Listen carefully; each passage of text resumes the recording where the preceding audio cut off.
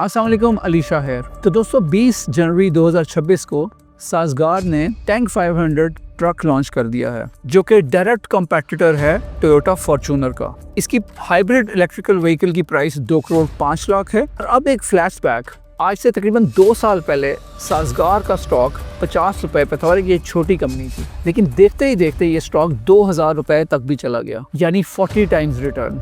और cannon Alpha pickup truck भी 2026 में आ रहा है और plugged in hybrid electrical vehicles Pakistan में पॉपुलर हो रही हैं। अब देखना ये कि क्या साज़गार दोबारा वैसी वेल्थ क्रिएशन फेज दे सकती है जो उसने आज से पिछले 2 साल में दी, या अब कंपटीशन और पॉलिसी रिस्क इस गेम को टफ बना चुकी हैं। आज हम बिना हाइप सिर्फ फैक्ट्स और बिजनेस इकोनॉमिक्स के साथ बात करेंगे, साज़गार के बैकग्राउंड को समझेंगे, साज़गार की परफॉर्मेंस इस साल या अगले साल कैसी रह सकती है और इसके साथ साथ इसकी फेयर वैल्यू क्या होने जा रही है। इन सारी चीज़ों को वीडियो में डिटेल से डिस्कस करेंगे, तो इसको एंड तक ज़रूर देखें।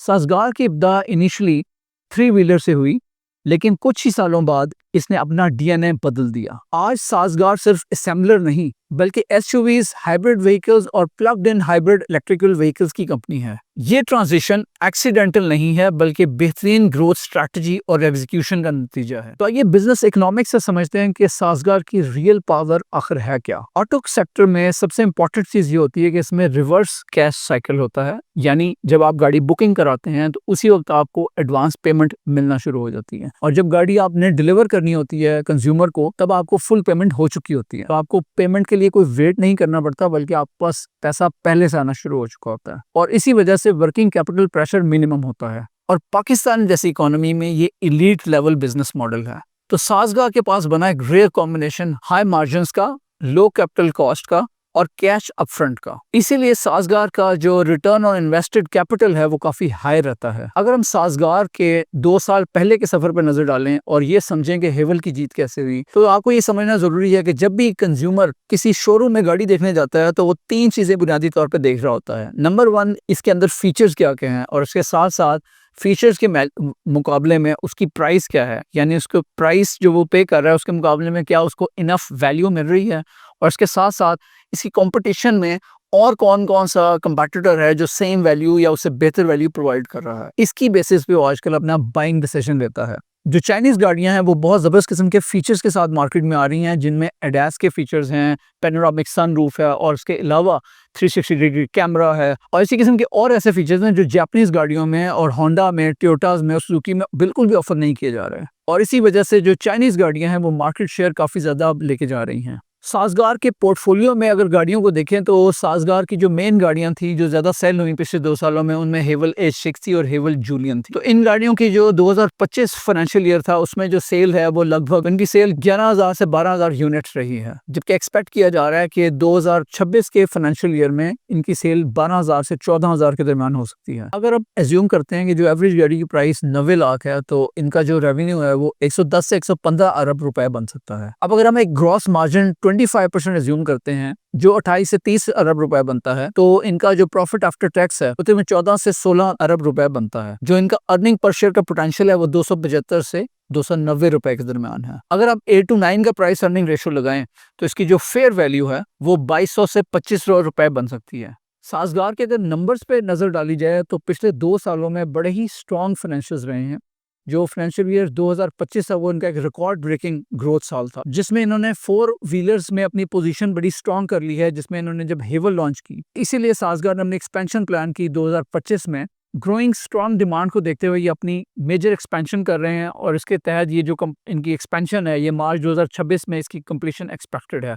इनकी करंट प्रोडक्शन कैपेसिटी 40 गाड़ियां पर शिफ्ट पर डे है, जो कि बढ़ के आफ्टर एक्सपेंशन 100 गाड़ियां पर शिफ्ट पर डे हो जाएगी। इसके साथ साज़गार इन्वेस्ट कर रहा है अपनी नई फैसिलिटी में, ये 5 मेगावाट का सोलर प्लांट इंस्टॉल कर रहे हैं to shift its energy mix towards sustainable energy resources. अगर आपको अब तक ये वीडियो अच्छी लग रही है तो इसे लाइक कर लें और हमारे चैनल को सब्सक्राइब कर लें। अब ऐसे कुछ रिस्क का जायजा लेते हैं जिनकी वजह से ये नंबर अचीव करने में साज़गार को मुश्किल पेश आ सकती है। सो उसमें नंबर 1 तो एक पॉलिसी शॉक है। जून 2026 को जो इनकी पॉलिसी में जो इनको ग्रीन फील्ड टैक्स का इंसेंटिव मिल रहा था वो खत्म होने जा रहा है, जिसकी वजह से जो इनका रिड्यूस्ड सेल्स टैक्स है 8.5% वो रिमूव हो जाएगा। और इसके साथ साथ जो हेवल H6 हाइब्रिड और जूलियन हाइब्रिड पे सेल्स टैक्स 12.5% है वो 25% हो जाएगा। दैट मीन्स के short term margin pressure real है। इसी चीज को मद्देनजर रखते हुए सासगार अब लेके आया है plugged in hybrid electric vehicle Tank 500 जो 20 जनवरी 2026 को लॉन्च कर दी गई है, और इसके साथ साथ कैनन अल्फा पिकअप ट्रक जो 2026 में जिसकी लॉन्च प्लान्ड है। तो टैंक 500 और कैनन अल्फा पिकअप ट्रक की वजह से इनकी जो प्रोडक्ट मिक्स अपग्रेड हुई है वो इनको एक मार्जिन डिफेंस देती है। पाकिस्तान में गवर्नमेंट भी इस पर plugged in hybrid electrical vehicles को इंकरेज कर रही है, और जो उनकी पॉलिसी आई है 2030 की NEV पॉलिसी, उसके अंदर भी इसको इनकरेज किया गया और इसके अंदर इंसेंटिवाइज किया जाएगा उन कंपनीज को जो plugged in hybrid electrical vehicle introduce करवाएंगी। इलेक्ट्रिकल व्हीकल के मुकाबले में जो प्लग्ड इन हाइब्रिड व्हीकल हैं वो पाकिस्तान में इसलिए भी सूट करती हैं कि अभी इलेक्ट्रिकल व्हीकल का जो चार्जिंग स्टेशन का नेटवर्क है वो अभी काफ़ी स्लो है और उसमें अपटेक में भी टाइम लगेगा। इसी वजह से जो लोगों को कम्प्लीटली शिफ्ट करना फ्रॉम गैसोलीन या फ्यूल कार से इलेक्ट्रिकल व्हीकल्स की तरफ, इस ट्रांजिशन में भी काफ़ी टाइम लगेगा।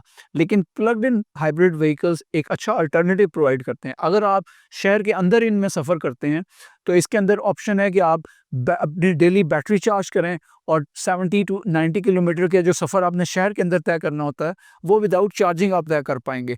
और जब आपको शहर से बाहर जाना है ओनली देन आपका जो फ्यूल है वो यूटिलाइज हुआ करेगा। तो that is a very good initiative. और हाइब्रिड गाड़ियों के मुकाबले में plugged in hybrid electrical vehicle बहुत ज़्यादा एफिशिएंट है। वो जहाँ पे आपको 30% फ्यूल एफिशिएंसी देती हैं, ये तकरीबन 70 to 75% फ्यूल एफिशिएंसी देती हैं। इसी वजह से गवर्नमेंट की जो NEV 2030 की पॉलिसी है उसमें भी इंसेंटिवाइज किया जा रहा है plugged in hybrid electrical vehicles को। आइए जायज़ा लेते हैं अब टैंक 500 का जो अभी ट्रक लॉन्च किया है सासगार ने। इसके पॉजिटिव में प्रीमियम ब्रांडिंग शामिल है, सासगार का एक नाम बन चुका है। नंबर्स के हिसाब से ये बहुत जल्द ग्रो करके पाकिस्तान की सेकंड या थर्ड लार्जेस्ट कंपनी बन चुकी है। इसके पॉजिटिव में प्रीमियम ब्रांडिंग होना, इसके साथ साथ फीचर रिच होना शामिल है और इसके इनिशियल रिस्पांस काफ़ी अच्छा जा रहा है। और अगर इससे रिस्क की बात करें तो इसका ड्यूटी स्ट्रक्चर अभी क्लियर नहीं है और इसके साथ साथ जो इंसेंटिव्स हैं वो जुलाई 2026 में फेज आउट हो रहे हैं। और उसके साथ साथ अगर देखा जाए तो जब हेवल लॉन्च हुई थी उसने एक नया सेगमेंट क्रिएट किया था, लेकिन अगर अब हम देखें तो ये कैटेगरी काफ़ी ओवर क्राउडेड है। और अगर कंपटीशन पर नजर डाली जाए जो कि 1 करोड़ 20 लाख से ऊपर का सेगमेंट है, उसमें फॉर्च्यूनर शामिल है, किया की सोरेंटो शामिल है, BYD शार्क है, ओमोडा 9 है, टिगो 9 है, ज़िकर 7X है, एवर्टॉर 11 है और सी लॉयन 7 है। तो अब कोई सेगमेंट फ्री नहीं है। अब अगर हम कैनन अल्फा पिकअप ट्रक की बात करें तो उसके कंपटीशन में रिवो है, D-Max है, जैक T9 है, MG U9 है और BYD शार्क है। कैनन अल्फा को price plus features plus reliability पे विन करना होगा। आइए नजर डालते हैं ऑटो पॉलिसी और फ्यूचर लैंडस्केप के ऊपर। 2026 से 2031 की पॉलिसी लिबरल है और उसके साथ साथ यूज कार इंपोर्ट्स प्रेशर है, क्योंकि गवर्नमेंट और IMF ये चाह रहे हैं कि यूज कार के इंपोर्ट्स को इंसेंटिवाइज किया जाए। ऐसे में जो सर्वाइवल फार्मूला होगा वो स्केल होगा, इसके साथ साथ रिटर्न ऑन इन्वेस्टेड कैपिटल है और राइट टेक। तो अब देखते हैं कि टैंक 500 और कैनन अल्फा कैसा परफॉर्म करते हैं। अभी तक इनका रिस्पांस अच्छा जा रहा है, लेकिन मार्केट में चूंकि कंपटीशन काफ़ी बढ़ चुका है तो शॉर्ट टर्म में इनकी अपटेक नज़र आ सकती है, लेकिन आगे मार्केट में कंपटीशन क्या आ रहा है उसकी वो चीज़ डिटरमिन करेगी इसका फ्यूचर। सो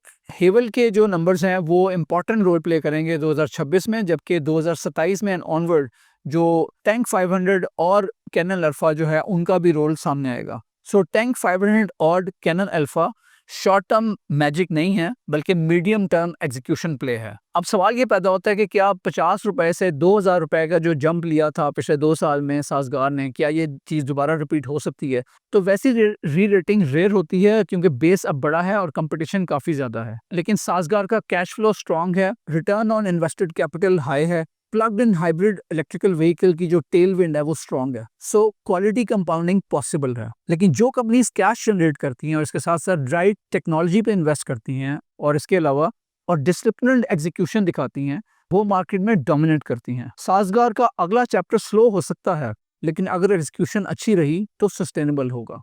तो जैसे मैंने पिछली वीडियो में आपको बताया था कि हमारे एक अच्छे दोस्त हैं अब्दुर्रहमान नजम, और वो अपनी अपकमिंग मास्टर क्लास करवा रहे हैं और उसके नतीजे में उनकी डिटेल सारी की सारी इन्वेस्टिंग के ऊपर एक मास्टर क्लास करवा रहे हैं। उसकी डिटेल उनकी वेबसाइट पर मौजूद है, जिसका लिंक मैं आपको डिस्क्रिप्शन में दे दूंगा।